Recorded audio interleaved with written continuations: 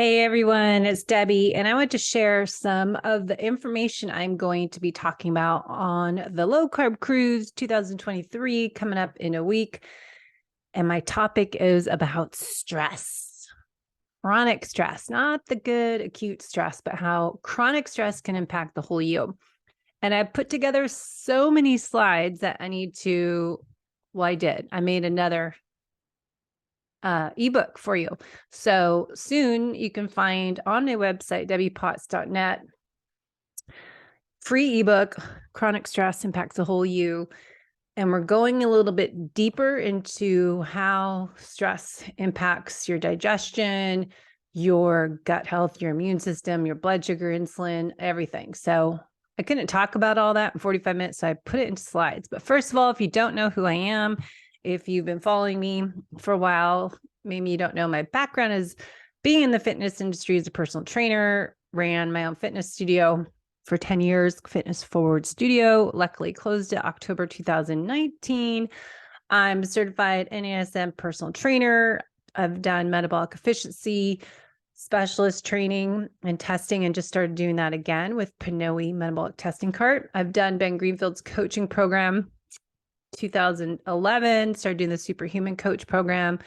Then he did a Keon Coach program, and then created the Ben Greenfield coaching program with us Keon coaches. And some of us are all the way back from the Superhuman Coach days. So I've done a lot of continuing education just because I always want to learn more and understand why and how to help the whole individual. It's not just exercise. I became a nutritional therapy practitioner, Paul Chek's Institute, the Holistic Lifestyle Coach certification. Before that, as USA Triathlon Coach. The Keon Coach program I said was 2019, was more the Ben Greenfield coaching program. DNA fit training I've done. And then I really wanted to learn how to run functional lab tests and understand why things may be off when we do nutritional therapy assessment. So I became FDN practitioner. So we act as a health investigator to help figure out why things are happening, spend a little more time than a doctor, functional medicine, naturopath might have. And really, ideally, everyone works as a team together to help people feel their best and live their best life. But as an FDN practitioner, tying what I do with a nutritional therapy practitioner training, put that all together to help put the missing pieces of the puzzle together for clients that just can't figure out what's wrong and why things are happening. So really working on my background as an Ironman athlete. So I work with a lot of different people, but endurance athletes, females lately be coming to me that are my age, premenopausal, menopausal transformation time or transition time. And what I've learned over the years is putting everything together, the holistic method that I'm working on, nutrition and exercise, but also the sleep and the stress and the movement, mobility, and the importance of digestion and gut health and hydration and happiness. So what I'm trying to find out for more people is, do you struggle with fatigue? Do you feel broken and burned out from the inside out? Do you struggle with fat loss, not just weight loss, but losing fat, even though you're doing all the right things? And if you have any mood issues, do you feel kind of the brain fog? Do you feel anxious? Do you feel emotional, depressed? Do you struggle with different things and you don't know why? You just don't get it. What's going on with you? So I know personally that you could be doing all the right things that we hear about out there with low carb, no carb, keto, carnivore, whatever, but sometimes it's just still not enough. You're not figuring out what your body needs because you are unique. So you could be struggling. And as I had happened to me 10 years ago, I went from top of my age group, Ironman athlete, doing marathons, 50K races. I went in 2013, January. I remember I did a Carlsbad marathon. I was doing good, but started to get a little slower. Couldn't figure out what's going on. Then I did this 50K trail race in Bellingham that February. And then March, I just was gosh, I don't feel good. And then I went to this retreat for my Todd Durkin mastermind group.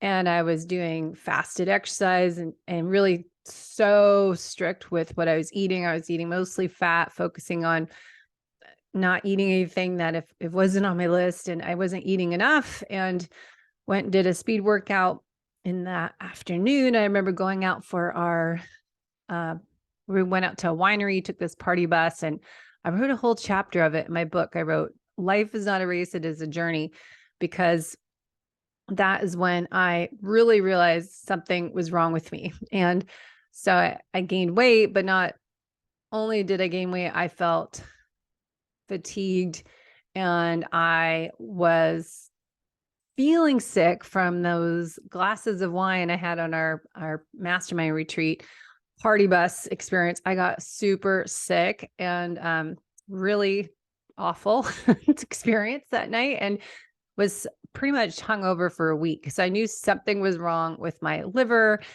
couldn't detoxify the alcohol. And again, I wasn't eating. So I was probably drinking on an empty stomach and don't really drink. And then I had alcohol and it hit me hard. But that was just a red flag. And so what I'm trying to do now is help people understand those red flags that come along, to pay attention to them. Know that when you're not feeling your optimal self, when you feel a little bit off, pay attention to those red flags. So when you're starting to gain weight, you don't know, okay, what's going on? I didn't change anything. I'm exercising, I'm eating real food, and maybe you are doing too much of everything. And I went through years of trying to get help. I was seeing all these different doctors, naturopaths, functional medicine, doing acupuncture. I felt like no one could understand what was wrong with me. Why am I struggling? Other people could do all these races. They could do a busy schedule, burning the candle at both ends and survive. But I wasn't that person. And I just couldn't figure out what was wrong, and no one could help me. And I just felt really lost and alone, which caused depression and frustration. And I wanted the instant pill. I wanted to just get fixed now, and wondered, okay, what's going on? So I gained all this weight, felt fatigued. I was not able to train and race anymore. I just had naps in the afternoon. I was wide awake at 2 a.m. I was struggling to get through the day, and just started to have my body completely change. And I felt like I had got headaches, had more food sensitivities, and the list went on. So I got help from a practitioner that was working with Dr. Kalish, the Kalish Method. She used me as her case study. I started to get some help, but I realized there are reasons, and you have to figure out, what are your areas that you need help with? And for me, it was me needing to change my lifestyle. It wasn't just nutrition. I was already doing all the right things nutritionally, eating clean food, keeping my inflammatory foods out of my daily plan, but I was probably, not eating enough calories for the amount of activity level I was doing before I started to have naps instead of a workout. But what I learned was more is not better. Too much of anything is toxic. Too little of anything leads to deficiencies. Genetics make a difference. Some people, as I said, could tolerate more stress. I could not.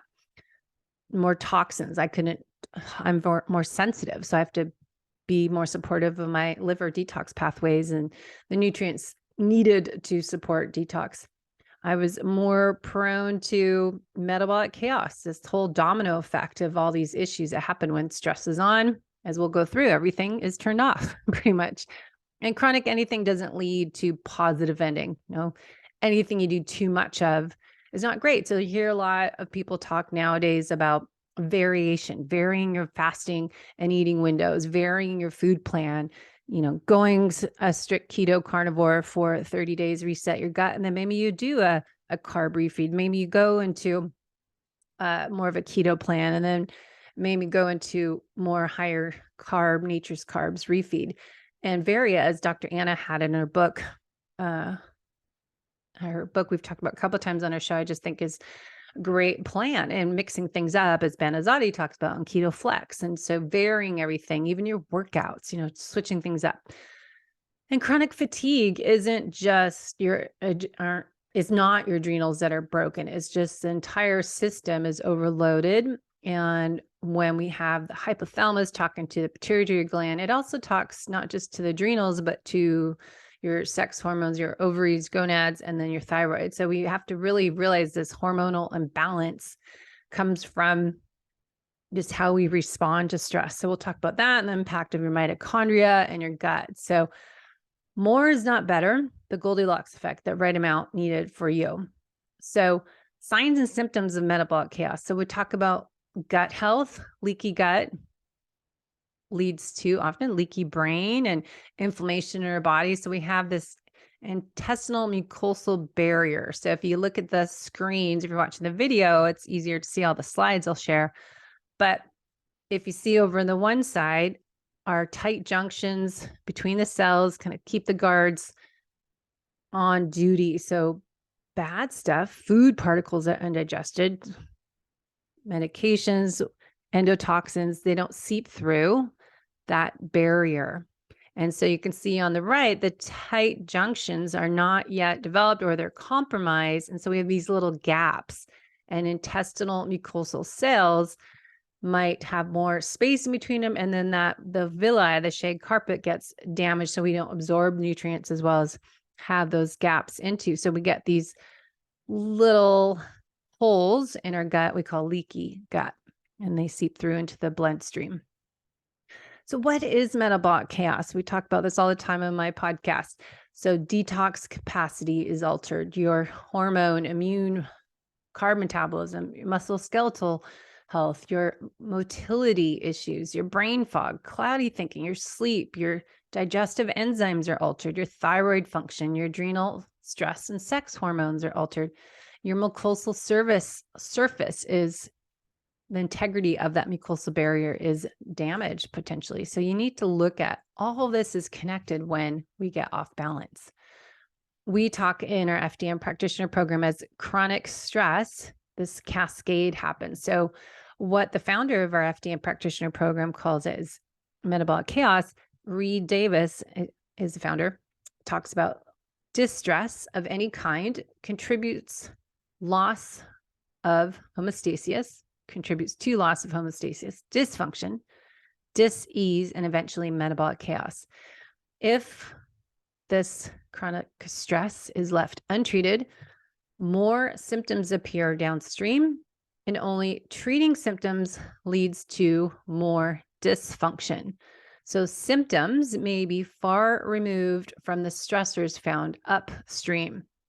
So not just treating things with the Band-Aid, but treating them with a holistic approach and figuring out the why and what's causing the problem, getting to the root causes and working on changing our lifestyle habits, working on nutritional therapy, figure out what supplements you might need for a while to reboot and reset your system, heal and repair your gut. And we need to just look at the whole person from the inside out, because those external chronic stressors and the hidden internal sources of chronic stressors will accumulate. And we don't know what those internal sources of chronic stress are unless we identify them with functional lab testing. And then we have to learn how to manage or change our external sources of chronic stress, our way of dealing with stress or approaching it differently. And I always have the picture here on my slide as a faucet. If we have that leaky faucet, drip, drip, drip, that constant stress, similar to that, right? So we want to turn on the stress, turn it off. Acute stress is okay, but when it's chronic, it's not so good. So we want to get lab testing. In the doctor's labs, you might go say, hey, your labs are normal. So I went to see 8 different doctors trying to get help. Regular medicine would say, hey, you need some antidepressants. There's nothing wrong with you. It's just all in your head.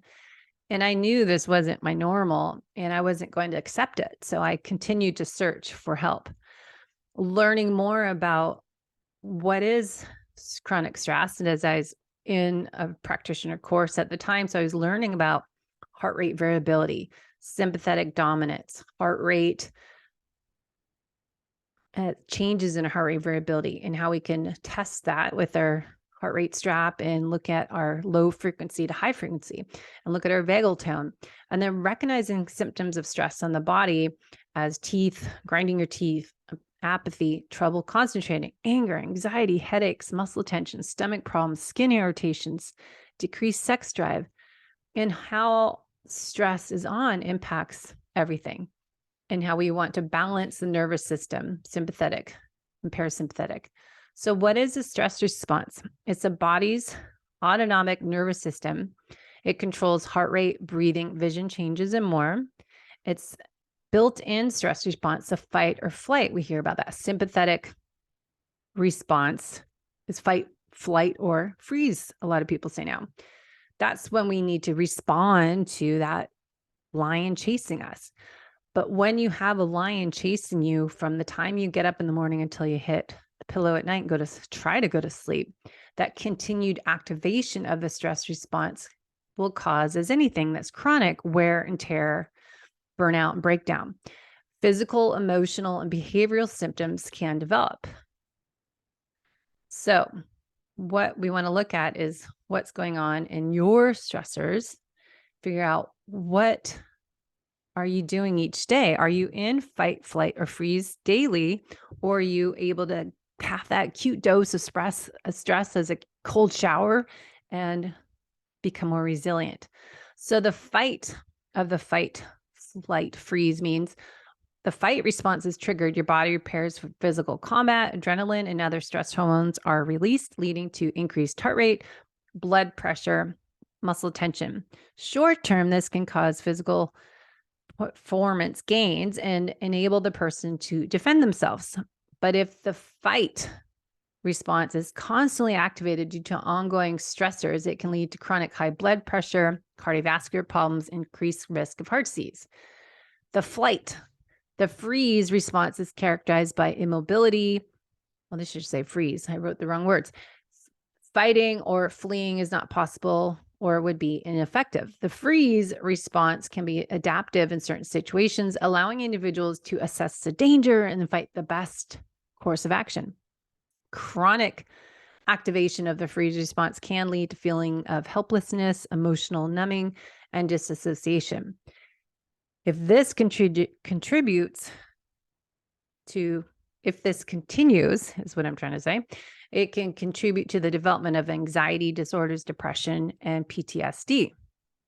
Now, the fight-flight response prepares the body for rapid escape or avoidance of the threat, involves surge of adrenaline, increased energy, mobilization. Short term, this is good, right? It can enhance speed and your reaction time. But the word chronic all the time is never good. Activation of the flight response can contribute to chronic anxiety, insomnia, digestion issues. Prolonged elevated levels of stress hormones can weaken the immune system, making the individuals more susceptible to illness, right? So I won't go into this, but you can look up the amygdala of the hypothalamus. This sends the signal to the hypothalamus, activate the sympathetic branch of autonomic nervous system. So interesting research on the freeze response. The amygdala is involved in slightly different ways. The freeze response typically activated when amygdala detects overwhelming and different threats. And so anyways, different rabbit hole to go down, but how the chronic stress and how that part of the brain plays in identifying if that's a threat. The regulation of fight, flight, and freeze response. So looking up the limbic system, another rabbit hole I went down. You can see where is the amygdala located. And then we continue. So chronic versus acute stress. Increased heart rate, our blood pressure, impact of the stress hormones and immune processes. Our corticosteroids suppresses immune system and disturbance of our digestive system. So all these sources of stress that become nonstop are chronic, and we can lead to this imbalance of the too little stress. You're in this green area, the optimum stress, in the yellow, and then we get orange, too much stress, when you're overly exhausted. And then if you keep pushing through it and ignore all those red flags, anxiety, panic, anger, breakdown, burnout over on that red side. So that just right amount, that Goldilocks effect. So eustress is a form of stress having beneficial effect on health, motivation, performance, and well-being, versus distress, the type of stress where we're referring to when we say stress with negative implication. So good stress, again, looking at the right amount. So doing that time restricted eating, cold temperature, heat shock, radiation, germs, physical stress, exercise, all that are cute doses, but we get back, become more resilient. If we did that all the time, too much of anything can lead to problems. So what are signs and symptoms? Common red flags. Well, mental symptoms, as you know, we talked about anxiety, depression, panic attacks. And then we've got physical symptoms, aches, pains, chest pain, exhaustion, trouble sleeping, dizziness, high blood pressure, tension in your jaw.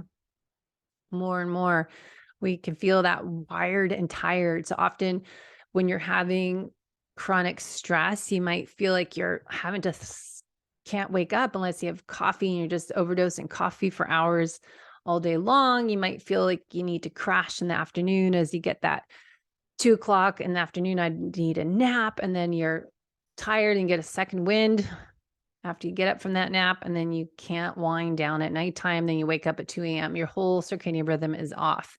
You might find your body temperature fluctuates as well.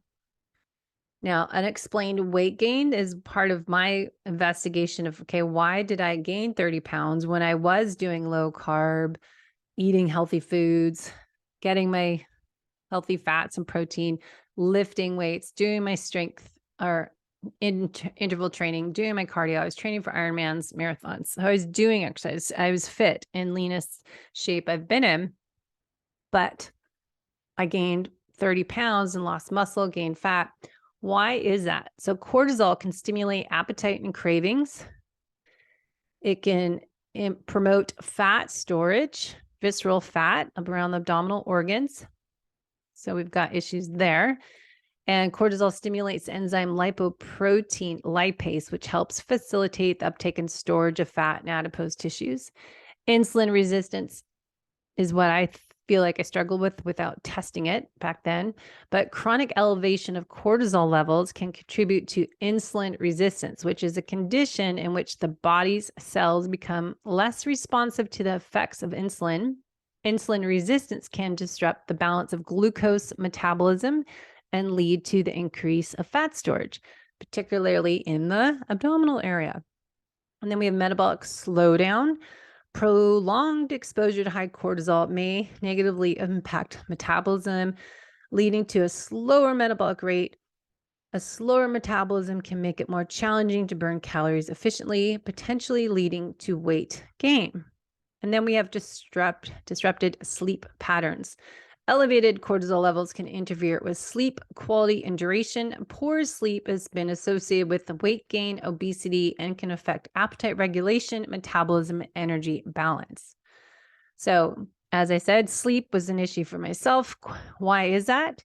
Cortisol helps regulate sleep patterns and the body cope with everyday stress. Normal cortisol levels rise during the early morning and highest about 7 a.m., opposite of melatonin. They should drop in the evening as melatonin comes up during early sleep. If you are in a constant state of stress or disrupted sleep schedule, your adrenals can produce too much cortisol, causing disturbances in your sleep patterns. Not so good. All right. Decreased immune function. When stress is on, your immune system's turned down. So when we are stressed, the immune system's ability to fight infections is reduced. Too much cortisol pumping through the body creates systemic inflammation and an overworked immune system. This decreases the body's lymphocytes, which are the white blood cells that fight off infection. The lower your lymphocyte level, the more risk you are for viruses, including common cold and cold sores. Here's the Goldilocks principle. The HP axis is the hypothalamus, pituitary to adrenal axis. And we want to have just the right amount of stress, as I showed in the other image, of the HP axis progression. Now, the Goldilocks is think too little, too much, just that right amount to have that positive effects. Think of that hormesis, hormetic stressors, as when you lift weights, you do HIIT training, you work hard, and then you repair and recover. And that's when you get stronger, you're more resilient. If you do the hot cold therapy, if you do that time restricted feeding and intermittent fasting, you are getting that right amount for a beneficial response. But making sure you have time for recovery in between so you can get ready for the next time. Now, here's that HP axis progression I was just talking about, that right amount, the normal, the acute phase, compensatory phase, and then we have the exhaustion phase. You want to be careful you're in that good normal section. If we continue on prolonged chronic stress, acute stress is good, but if we keep getting it to be chronic stress, we get over to acute phase and progress into the compensatory phase. So we adapt, we get used to it, but are you getting it too many different sources of stress? So HP axis and cortisol, I was talking about cortisol. All of our tissues, almost all of our tissues in our body have glucocorticoid receptors. Note that word gluco is glucose and corticoid, cortisol. So glucose and cortisol are related. Cortisol, the body's primary stress hormone, can affect nearly every organ system in your body. Optimal cortisol levels are necessary for maintaining homeostasis. If you have consistently high or low levels, it can have negative impacts on overall health as HP axis dysfunction, or what we used to call adrenal fatigue. And then there's adrenal exhaustion, high cortisol, too high cortisol, or too low cortisol. So we naturally should wake up. If you've been wearing a CGM, you'll see this morning rise in your glucose is correlated to a normal rise in your morning awakening response to get you energized and ready to go for the day. So we can test this on the Dutch test, awaking, and then 30 minutes later, then 60 minutes later, you can do this glucose reading. You'll see your glucose goes up, but cortisol will be up after waking about 30 minutes or so. And then you want to be in the green zone. Normal or green is elevated cortisol awakening response in this image from Dr. Jockers. But if you see this increase that is too high, you want to have an individualized protocol. If you're too high or too low, there's different things we'll go into. So testing your cortisol awakening response with the Dutch test or salivary cortisol levels. Dutch test is a dried urine test. A comprehensive hormone test is beneficial. Blood test and urine and saliva, as I said, is the Dutch versus a saliva cortisol level test. Everyone's a little different what they prefer.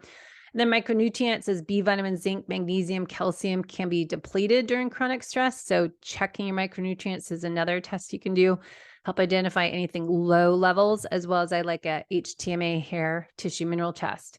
So you want to see what your levels are during the day, if you're in this normal range or if you're too high or too low. And that's what we'll see from your cortisol test. If it's saliva or urine, we'll get this 3 or 4 measurements during a 24-hour period. So we get kind of a picture of what's going on during the day versus a blood test will say what your hormones are in the blood at that moment of time. So high cortisol symptoms are belly fat, high blood pressure, poor sleep, loss of protein, high cholesterol, vitamin D levels might be lower, acid reflux, ulcers, versus low cortisol, we have more inflammation, immune issues, allergies, asthma, memory, stress.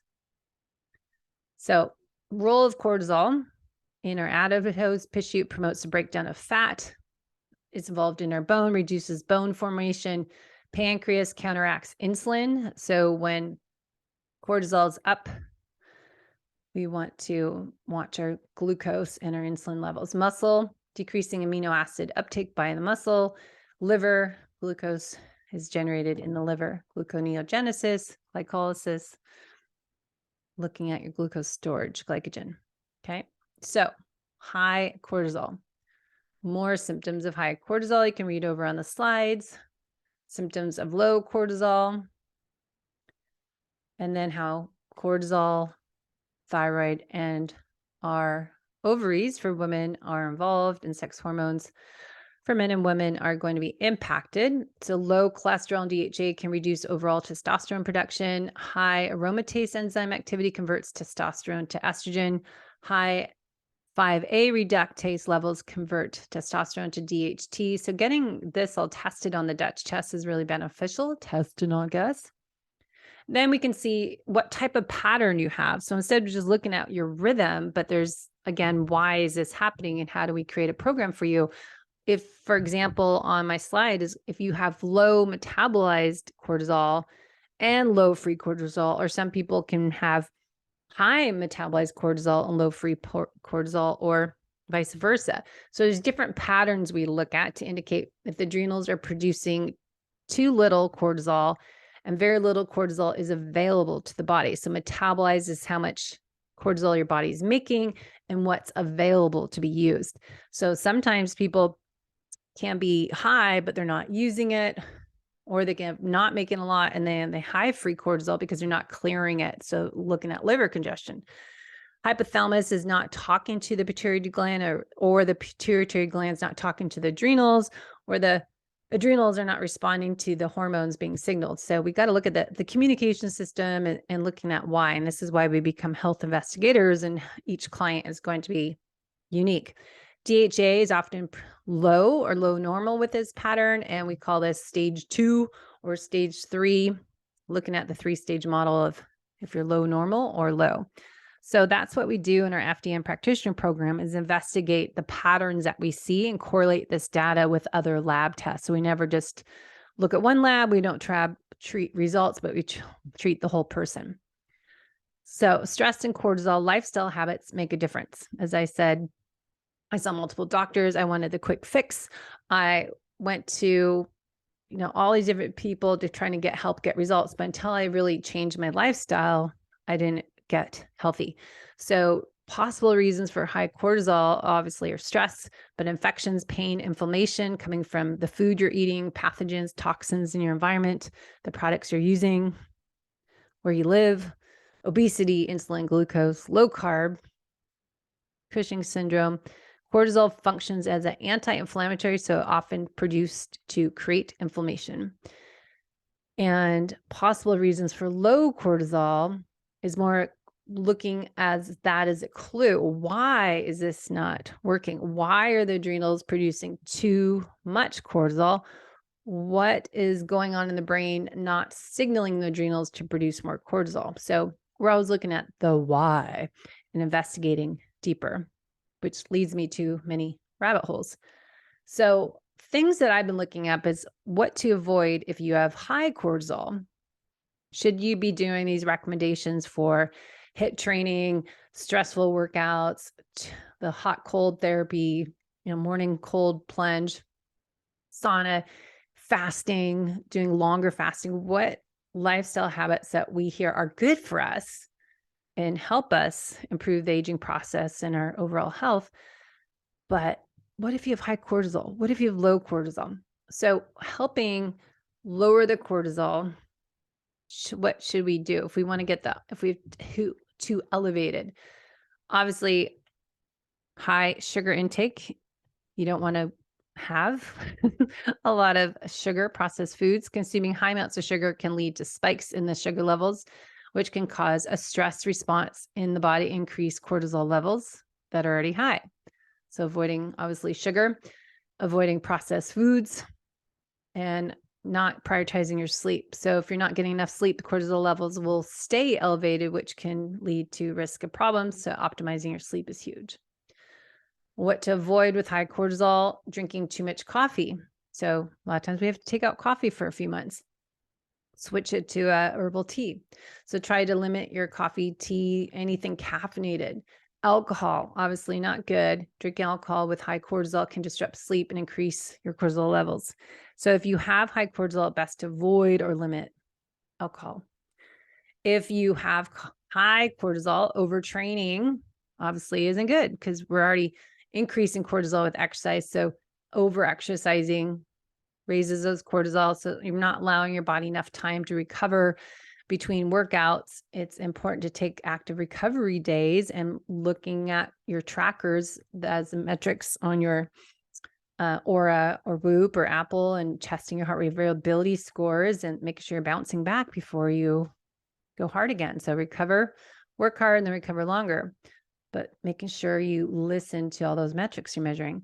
And then, of course, chronic stress in your lifestyle. So if you have high stress lifestyle, we need to identify what are your stressors, who are your energy robbers, and figure out what you can do to manage those sources of stress. Sometimes you can't get rid of them, but how we cope with them. If it's meditation, some 1 minute of breath work with a mantra, let go, let be, let them, whatever works to manage your health.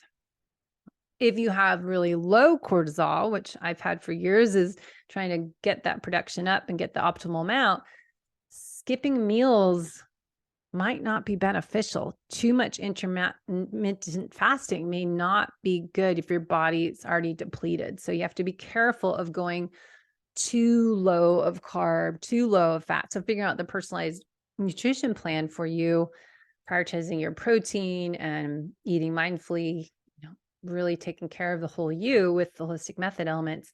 Caffeine, stimulants, alcohol, over-exercising, not so good with really low cortisol. Your body is exhausted. We also want to look at Dr. Mindy Pell's talks about the importance of balancing your hormones. So getting oxytocin up will help lower cortisol if cortisol's elevated. And she talks about the right amount of fasting to get these hormones up. So if we focus on improving oxytocin, that will help cortisol, and managing cortisol will help your insulin levels, and that will help your hormones, estrogen, progesterone, testosterone for women. So going into this a little bit more, you can get this in the ebook, but what to avoid with low cortisol, the skipping meals is what I've been wondering about, and doing too low of carbs, maybe adding some sweet potatoes is okay, or some russet potatoes. So fasting is beneficial, but what if we have the adrenal exhaustion, low cortisol levels? The research is limited, so I kind of check with each person. So looking at fasting, intermittent fasting, and cortisol and weight, they have found with the Ramadan intermittent fasted study, cortisol levels and weight in obese individuals found that cortisol levels during the fasted period, they increased during non-fasting period. The study found that they may not be effective for approach for cortisol regulation in obese, time-restricted, and cortisol rhythms. And cell metabolism found it improved cortisol rhythms with individuals with metabolic syndrome. So TRF, time-restricted feeding, may have beneficial effects on cortisol regulation. So the answer is it depends. So collecting clues, as I did a hair tissue mineral analysis, did a couple of podcasts on this study that I have calcium shell, that I can't get nutrients into the cell, because think of it as a house with concrete poured around it. I can't get nutrients into the cell because I have this calcium blocking all the receptors. So you can see my analysis here for myself, toxic elements, stacking those all together, how elevated my toxic metals, heavy metals are, and looking at ratios of these metals to find out I have slow thyroid and slow adrenal function and a slow oxidizer. So it's probably why it's hard for me to lose weight, and really playing with getting those nutrients up, getting everything in balance will help my metabolism. Looking at slow oxidizer symptoms, chronic fatigue, sugar cravings, need to eat more carbs, low blood sugar, feeling low energy, low depression. So all these different symptoms that are related to so many things, but might be part of mineral imbalancing. So getting HTMA test helps. It's an interesting information, help correlate with your Dutch test and some other labs. Looking at the calcium, magnesium levels in the hair tissue is different than the blood. So it's more of a marker over, I think it was 3 months, versus blood is more current. So slow oxidation is a big part of energy, and also says here that 80 to 85% of adults are slow oxidation state of the body chemistry, their levels. This is going to be feeling that lower energy caused by more impairment of the electron transport system in the mitochondria where biochemical energy is produced. So if we don't have the right minerals and nutrients needed for promoting the electron transport system, those mitochondria are not producing the energy we need. So more on the slow oxidizers, they tend to struggle with both slow adrenal and slow thyroid, typically have low levels of aldosterone due to their poor retention of sodium and potassium. This can cause rise in our calcium and magnesium, for there's a lack of cellular solubility due to poor sodium and potassium retention. So again, balancing all of our minerals. And that not everyone can be slow at adrenal and slow thyroid function is just looking at your individual tests. Some people can have fast adrenals. As I know, my friend who's a tiny little person, her adrenals and thyroid are off, but has a hard time holding weight on. She keeps getting skinnier and skinnier. So chronic stress and the slow oxidizer, looking at adrenal, thyroid tissue, testing that. And more. So chronic stress on gut health is a big thing. Stress is on, gut's going to be impacted. Looking at leaky gut, leaky blood-brain barrier, the toxic load on the body is an important part. Looking at the gut health, brain health, adding what nutrients that will help you is reishi, chaga, cordyceps, lion's mane, shiitake, and maitake mushrooms. Here you can see the different benefits, but lion's mane is a big one for brain power.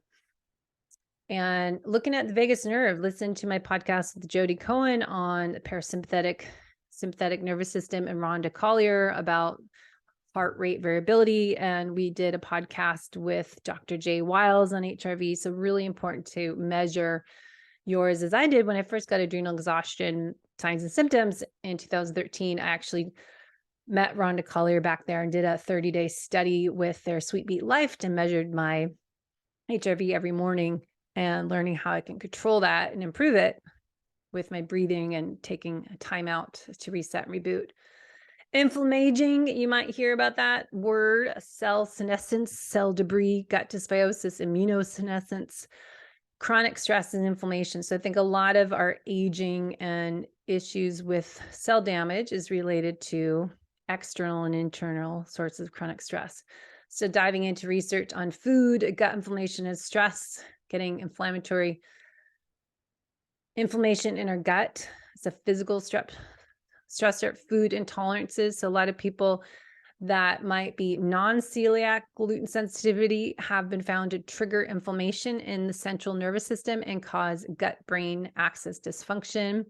Also, research on interconnection between the gut-brain axis and HPA axis suggests that you have perhaps non-celiac gluten sensitivity and other food intolerances that will be another source of chronic stress in the body. So we say hidden sources of chronic stress are HIDDEN, hormone imbalances, immune dysfunction, digestion, detoxification, energy, and nervous systems.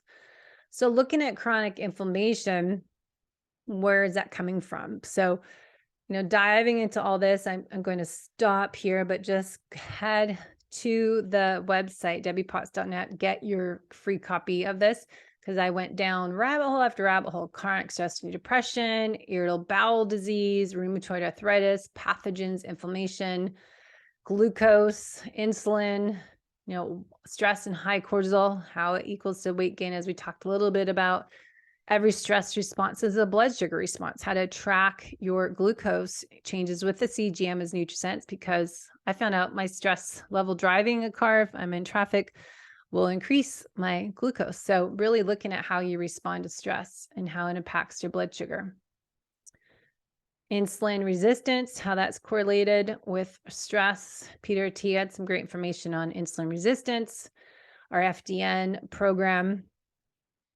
Insulin resistant causes, insulin resistant signs of high insulin and low insulin, insulin resistance, chronic stress.